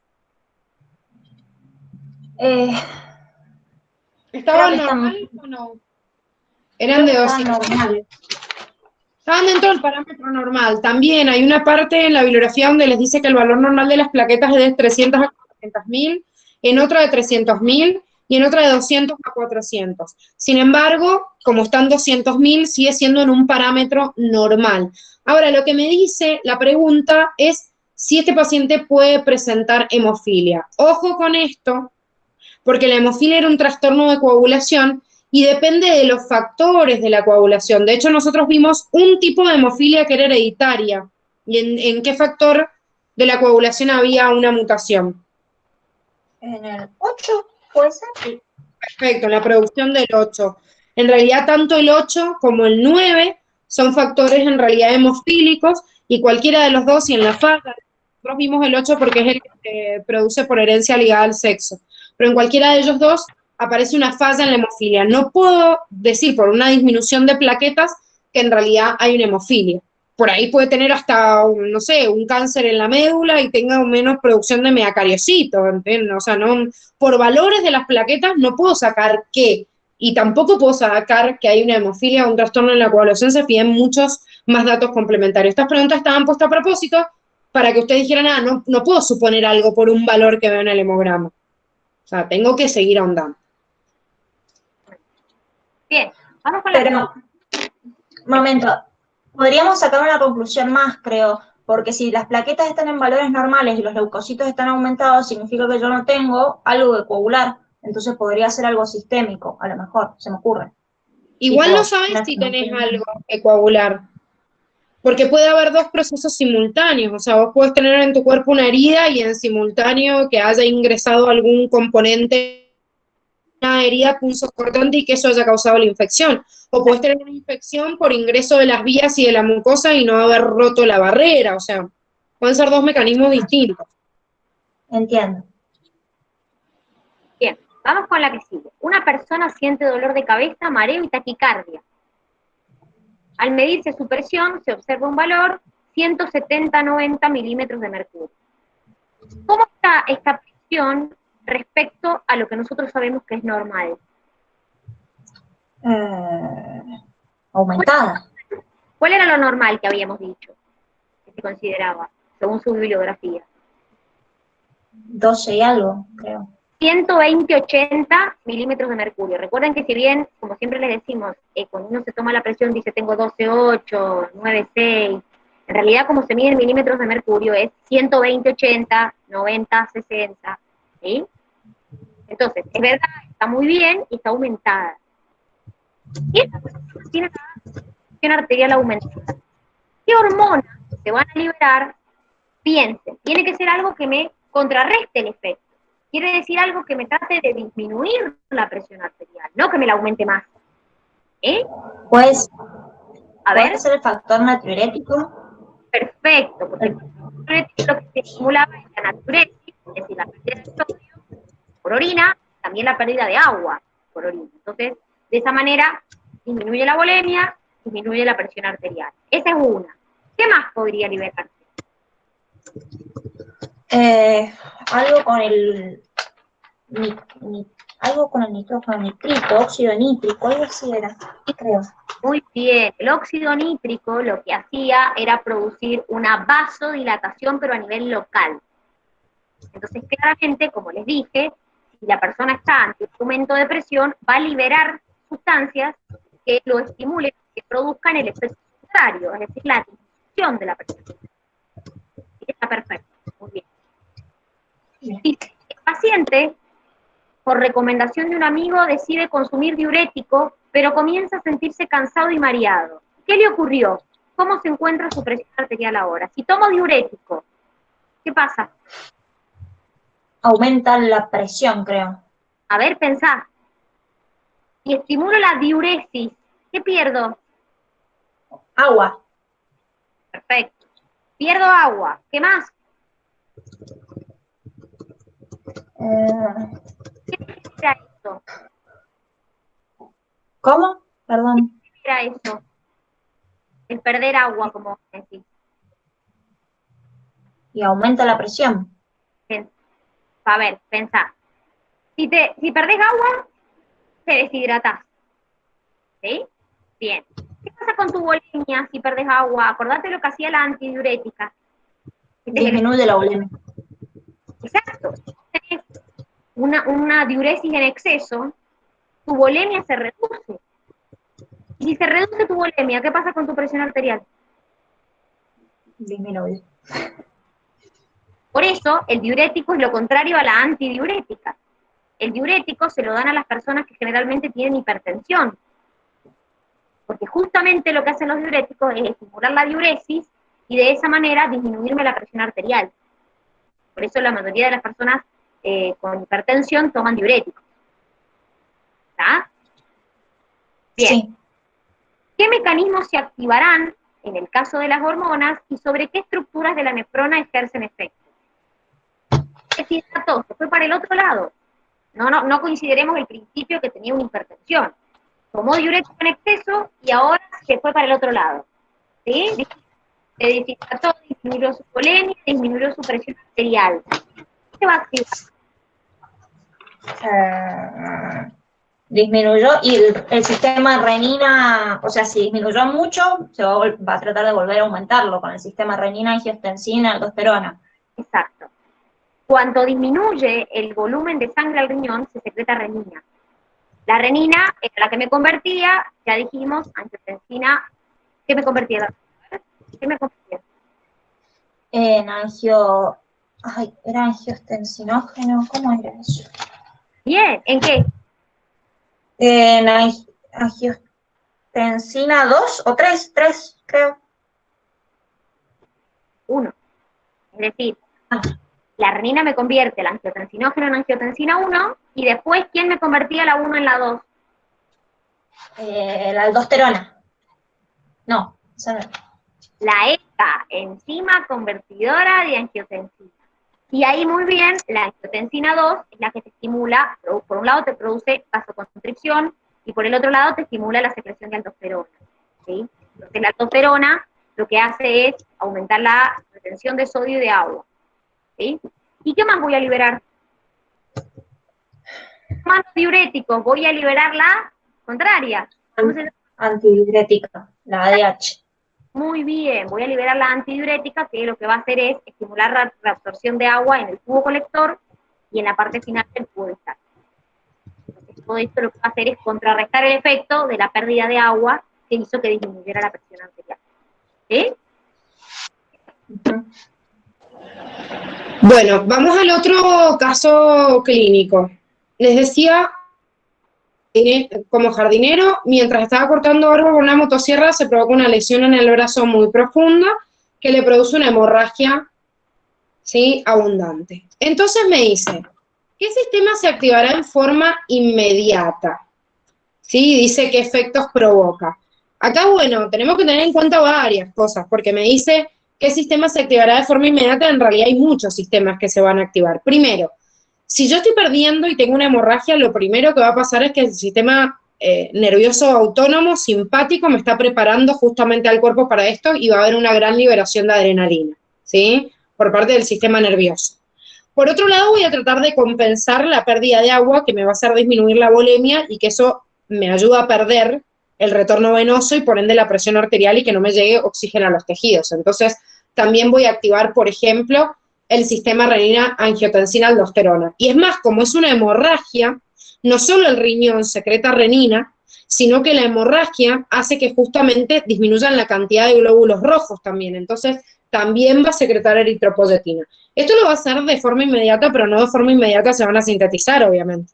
Yo de forma inmediata puedo retener más agua o producir una vasoconstricción, esto es lo más inmediato. Lo otro va a demorar más, pero se va a activar de forma inmediata.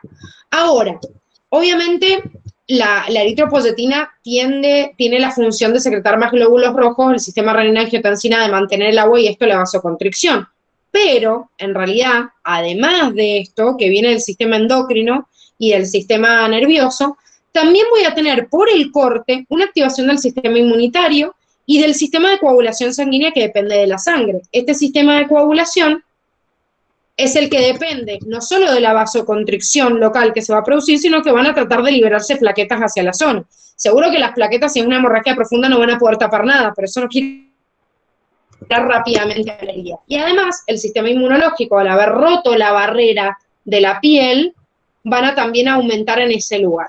Hemos puesto representativamente algunos de los factores, porque la verdad, chicos, es que se activan un montón de fenómenos simultáneamente. ¿Y por qué sucede esto? Porque en realidad el cuerpo, ante la desestabilización de la volemia, de la pérdida de glóbulos rojos, del peligro de no tener oxígeno en los tejidos, de no tener nutrientes en los tejidos, de tener ingreso de agentes invasores, obviamente se activa el sistema nervioso, el sistema endocrino, el sistema de coagulación inmunológico por la sangre y además de esto el riñón responde también a la pérdida de agua.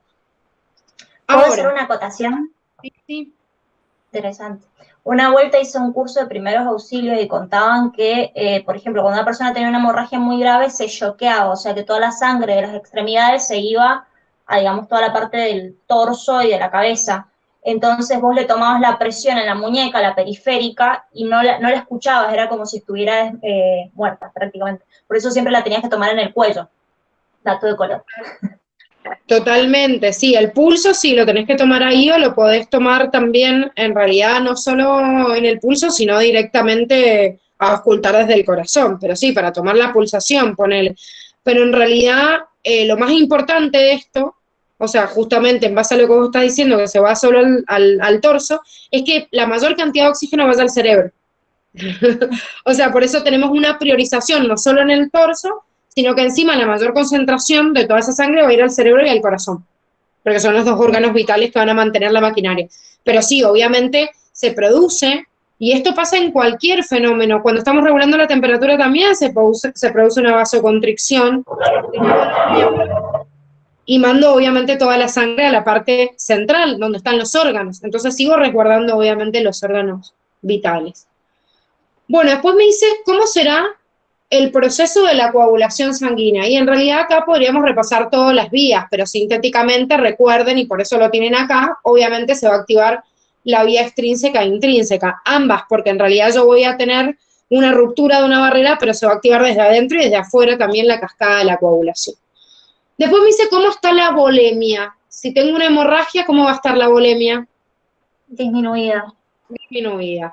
Y si pierdo, obviamente, o disminuyo la volemia, baja el retorno venoso, baja el gasto cardíaco y por ende baja también la presión arterial. Exactamente. Bueno, ahora, la otra me dice, si la persona pesa 80 kilogramos, ¿qué volumen de sangre debería tener antes del accidente? Y acá hemos puesto varios cálculos para que lo tengan presente. Primero, el cuadernillo me da dos datos importantes. Uno de ellos es que la sangre ocupa el 8% del peso corporal. Eso quiere decir que si el 100% del peso de esta persona es 80 kilogramos, el 8% del peso corporal yo podría responder la cantidad de sangre en kilogramos. Hago la regla de 3 y calculo 6,4 kilos de sangre. Como la sangre está en estado líquido, generalmente la queremos expresar en litros, o sea, en capacidad y no en kilos. Otra vez el cuadernillo me da otro dato y me da, hipotéticamente, una persona de 75 kilogramos tiene 6 litros de sangre. Eso quiere decir que también puedo plantear una regla de 3. Si una persona de 75 kilogramos tiene 6 litros de sangre, entonces una de 80 va a tener X. Y ahí voy a encontrar la cantidad en litros. Y fíjense que esta cantidad en litros equivale a la cantidad también en peso, en masa. Pero, si bien no lo dice el cuadernillo, y si lo la densidad de la sangre no es 1, igual que la del agua. La densidad de la sangre es de aproximadamente 1,06 kilogramos por decímetro cúbico. También van a encontrar 1,08 por ahí como valor normal. Y si yo expresaría este valor de acuerdo a la densidad de la sangre, no a los datos del cuadernillo, obtendría un valor real de la cantidad de litros de sangre. ¿Por qué les hago esto? O sea, les pongo esta cuenta, porque en realidad, primero no tenemos que entorpecer lo que ustedes están viendo en física y en química, porque están estudiando justamente 3 materias en conjunto para comprenderlo, y ustedes saben que la densidad 1 no es lo mismo que 1,03, o sea, que hablar de kilos y de litros no es lo mismo. Pero además de esto, porque en la facultad, no me acuerdo si hace 2 o 3 años atrás, les hicieron un problema en química que les preguntaba en base a la densidad de la sangre, que se los daba como valor, y que iba en contra de la bibliografía que tenían en biología. Entonces, ¿por qué tengo que tener en cuenta esto? Porque la verdad es que este dato no me lo da la facultad, ¿sí? En biología. Pero sepan que la densidad realmente se calcula así, porque si me meten un problema en química que tengo que calcular la densidad en base a esto, tengo que tener en cuenta los datos lógicos. O sea, lo calculo de esta manera nada más, pues son los datos que me da Curtis, y porque no puedo adivinar la densidad de la sangre. Pero si me lo diera como valor, esa sería la forma correcta, obviamente, de calcularlo. Después de que yo tengo el peso, sacar la diferencia entre, obviamente, la masa y la cantidad de capacidad en la sangre. ¿Quedó claro? Sí. ¿Sí? Dani, ¿querés ir al último? No, tenés apagado el micrófono. Ahí está. Te decía que ya nos pasamos un ratín y que, bueno, que terminemos así, porque por lo menos los chicos tenían hasta las 12:30 conmigo. Así que así lo terminamos.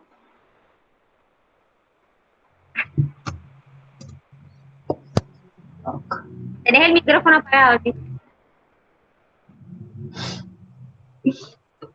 Ahora me pasa lo mismo que a vos. No, digo que los chicos del intensivo también tenían hasta las 1:30, pero el que se tiene que ir ahora, que se vaya, no hay ningún problema, igual va a quedar grabado, pero corregimos esto porque es el último punto nada más. Queda nada más. Recuerden que ustedes nos dice, completa el siguiente texto relacionado con el proceso respiratorio, teniendo en cuenta las palabras mencionadas posteriormente, ¿sí? Recuerden que nosotros teníamos esta curva que representaba la asociación y sucesión de la hemoglobina con el oxígeno, donde, cortamente, en resumen, lo que nosotros veíamos era que esta curva podía desplazarse a la derecha o a la izquierda, dependiendo de la afinidad que tenía la hemoglobina por el oxígeno. Es decir, si se desplazaba a la derecha, es porque la afinidad disminuía entre la hemoglobina y el oxígeno. ¿Cuándo pasaba esto? Cuando teníamos un aumento en la concentración de protones, o por ende una disminución del pH, un aumento en la presión parcial de dióxido de carbono, un aumento de la temperatura o un aumento de la concentración del 2,3 difosfoglicerato. Por otro lado, la curva se desplazaba hacia la izquierda cuando la afinidad aumentaba. Entonces, ¿cuándo pasaba esto? Al revés, cuando me disminuye la concentración de protones, por ende tengo un aumento de pH, cuando me disminuye la presión parcial de dióxido, la temperatura o el 2,3 difosfoglicerato. Entonces, ¿qué vimos nosotros? ¿Qué repasamos nosotros? Dice, si querés poner la que sigue. Nosotros teníamos lo que se llamaba el centro respiratorio vulvar, que es el centro que controlaba la respiración, ¿sí? Dijimos que había una parte dorsal y una parte ventral. La parte dorsal era la que se encargaba de, básicamente, el tiempo, de regular el tiempo entre la inspiración y la expiración, mientras que la ventral regulaba el volumen de aire que se eliminaba o que ingresaba. Después nosotros vimos lo que era la alcalosis y acidosis, ¿sí? ¿Qué dijimos nosotros? Dijimos que teníamos una reacción donde se desplazaba hacia la derecha o hacia la izquierda dependiendo de la concentración de dióxido de carbono. ¿Qué quiere decir esto?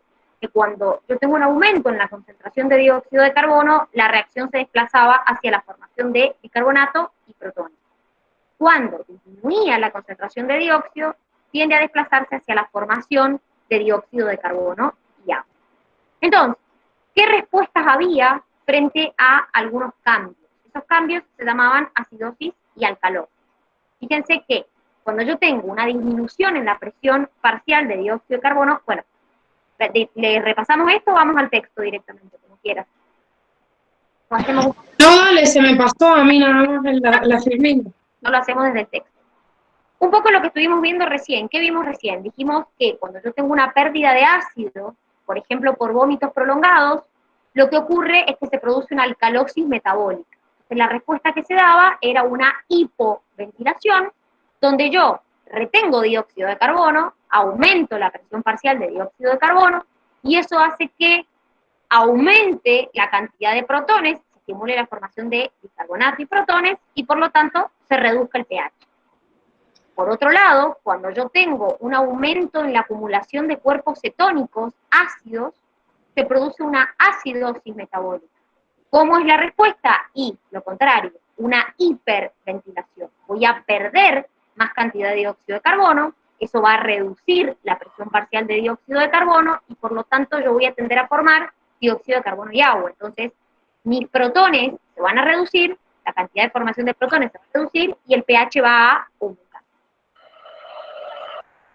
Con las acidosis y alcalosis respiratorias. Por ejemplo, si yo tengo una deficiencia respiratoria, yo voy a tener una hipoventilación. Esta hipoventilación prolongada, obviamente, por ejemplo, como les digo, por una deficiencia respiratoria, va a generar una acidosis respiratoria. Entonces, la compensación de esa acidosis es la eliminación de los protones por orina. Al revés, por ejemplo, en un ejercicio físico intenso, donde yo tengo una hiperventilación prolongada, se genera una alcalosis respiratoria. Entonces, la compensación es tratar de retener protones por orina.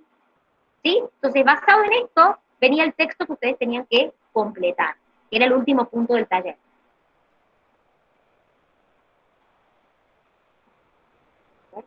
Okay. Ahí está. Perdón, es que estaba mi hijo llamándome por teléfono.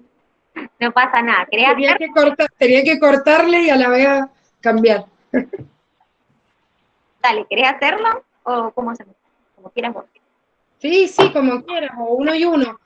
Acá tienen varias palabritas que para completar y en realidad habían algunas que no estaban en el texto abajo, en los circulitos. Entonces lo que tenían que hacer era completar, bueno, de acuerdo a esa, a la intuición general y a la descripción que les acaba de dar la Dani para poder completar cada una de estas frases.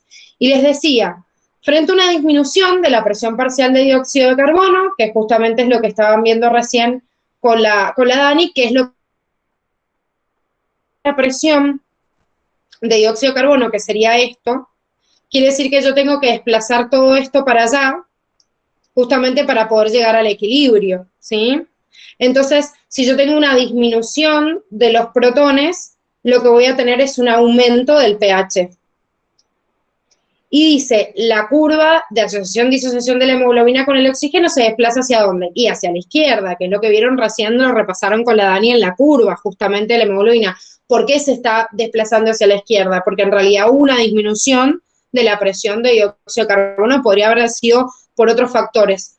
Que quería aclarar algo de esto, el 2,3 difosfoglicerato, que la Facu hoy lo deja nada más como anexo, se los hemos dejado por las dudas en el cuadernillo, pero en realidad sepan que es un metabolito de la degradación del ATP.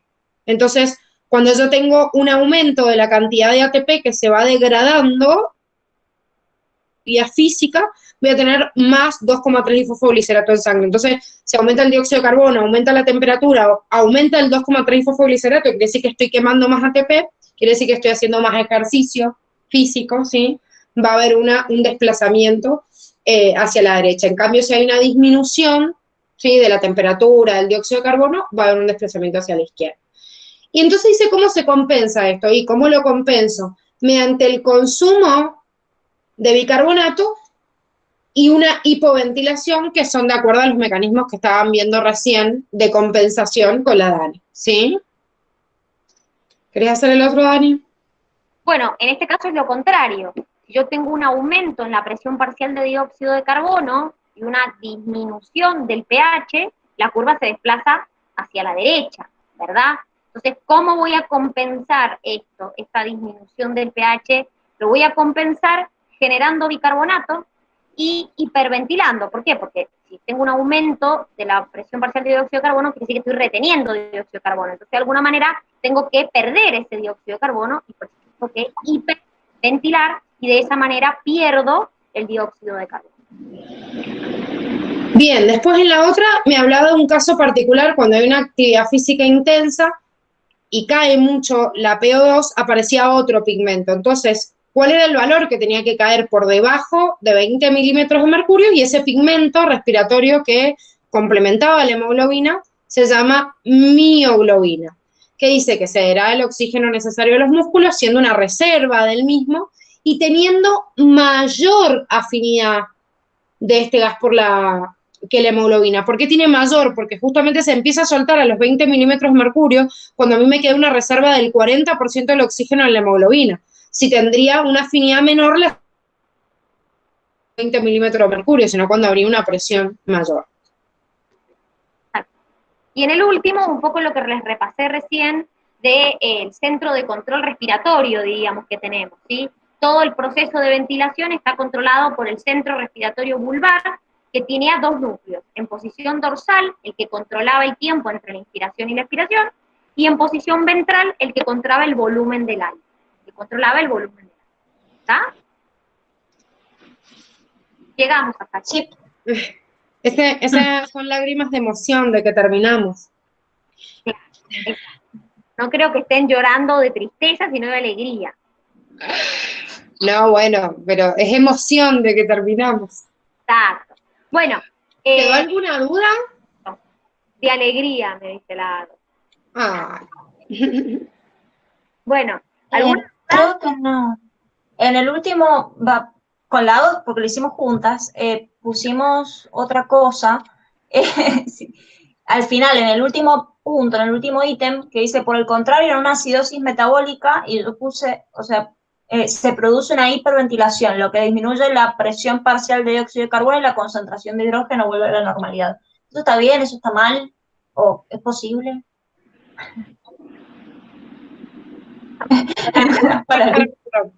A la vez. Qué bueno que vuelva a leerte, así te entiendo muy bien. Eso, sí, pues yo no lo tengo acá y no lo leo. Volvé, ¿cómo me decías? Que habías Ok, puesto. leo el último ítem desde el principio. Dice, frente a una pérdida excesiva de ácido, por ejemplo, mediante la pérdida de ácido clorhídrico por vómitos, se produce una alcalosis metabólica, por lo que se compensa con una hipoventilación, con lo que aumenta la presión parcial de dióxido de carbono y el pH vuelve a la normalidad.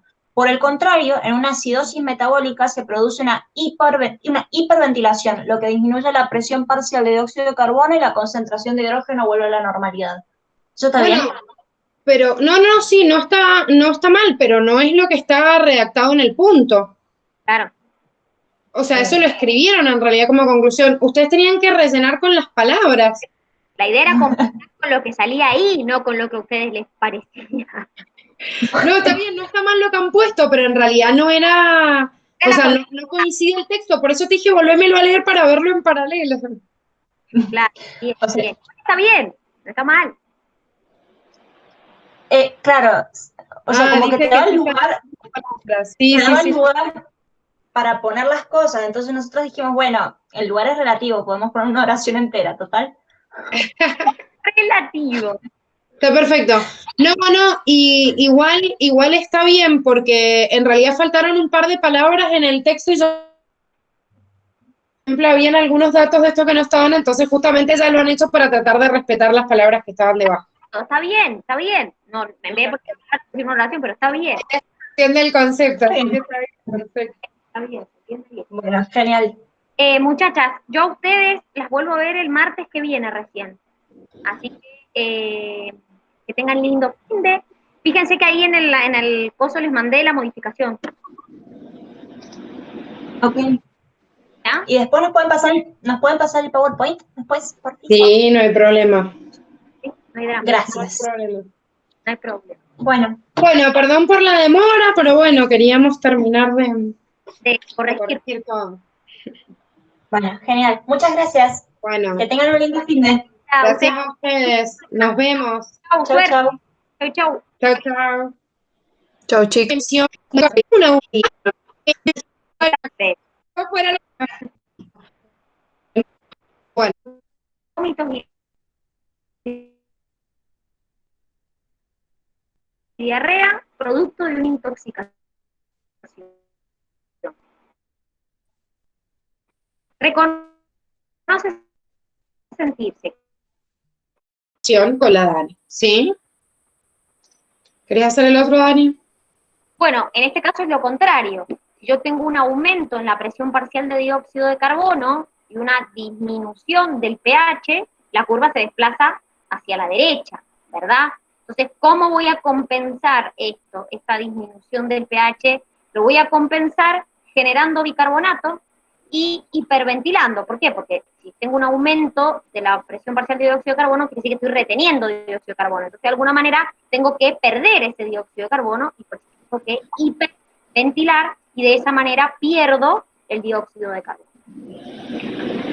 Bien, después en la otra me hablaba de un caso particular cuando hay una actividad física intensa y cae mucho la PO2, aparecía otro pigmento. Entonces, ¿cuál era el valor que tenía que caer por debajo de 20 milímetros de mercurio? Y ese pigmento respiratorio que complementaba la hemoglobina se llama mioglobina, que dice que se degrada el oxígeno necesario a los músculos, siendo una reserva del mismo y teniendo mayor afinidad de este gas que la hemoglobina. ¿Por qué tiene mayor? Porque justamente se empieza a soltar a los 20 milímetros de mercurio cuando a mí me queda una reserva del 40% del oxígeno en la hemoglobina.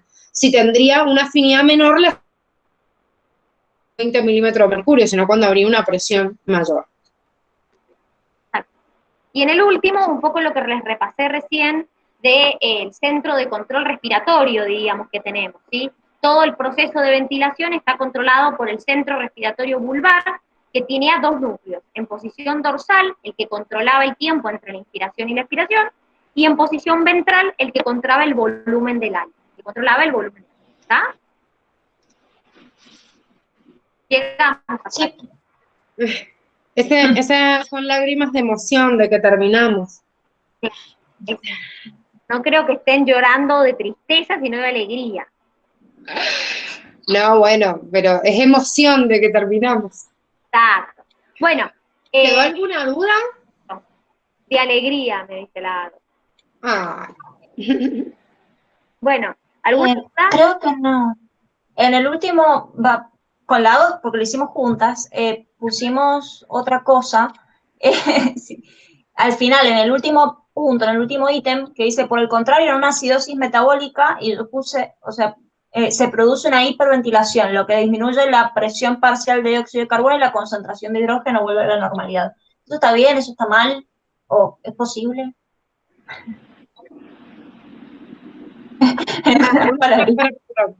A la Para brisa. que vuelva a leerte, así te entiendo bien. Eso, sí, pues yo no lo tengo acá y no lo leo. Volvé, ¿cómo me decías? Que habías Ok, puesto.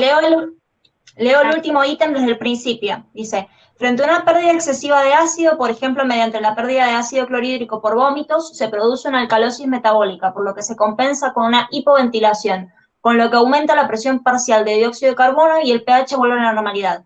Por el contrario, en una acidosis metabólica se produce una hiperventilación, lo que disminuye la presión parcial de dióxido de carbono y la concentración de hidrógeno vuelve a la normalidad. ¿Eso está bien? Bueno, pero no, sí, no está mal, pero no es lo que está redactado en el punto. Claro. O sea, eso lo escribieron en realidad como conclusión. Ustedes tenían que rellenar con las palabras. La idea era con lo que salía ahí, no con lo que a ustedes les parecía. No, está bien, no está mal lo que han puesto, pero en realidad no era, o sea, no coincide el texto, por eso te dije volvémelo a leer para verlo en paralelo. Claro, bien, O sea, está bien, no está mal. claro, o sea, como que te daba dice el que lugar, te sí, daba el sí, sí. lugar para poner las cosas. Entonces nosotros dijimos, bueno, el lugar es relativo, podemos poner una oración entera, total. Relativo. Está perfecto. No, y igual está bien, porque en realidad faltaron un par de palabras en el texto y yo, por ejemplo, habían algunos datos de esto que no estaban, entonces justamente ya lo han hecho para tratar de respetar las palabras que estaban debajo. No, está bien, está bien. No, en vez de decir una oración, pero está bien. Entiende el concepto, así que está bien, perfecto. Está bien, se entiende bien. Bueno, genial. Muchachas, yo a ustedes las vuelvo a ver el martes que viene recién. Así que tengan lindo fin de. Fíjense que ahí en el coso les mandé la modificación. Ok. ¿Ya? Y después nos pueden pasar el PowerPoint después, por ti. Sí, no hay problema.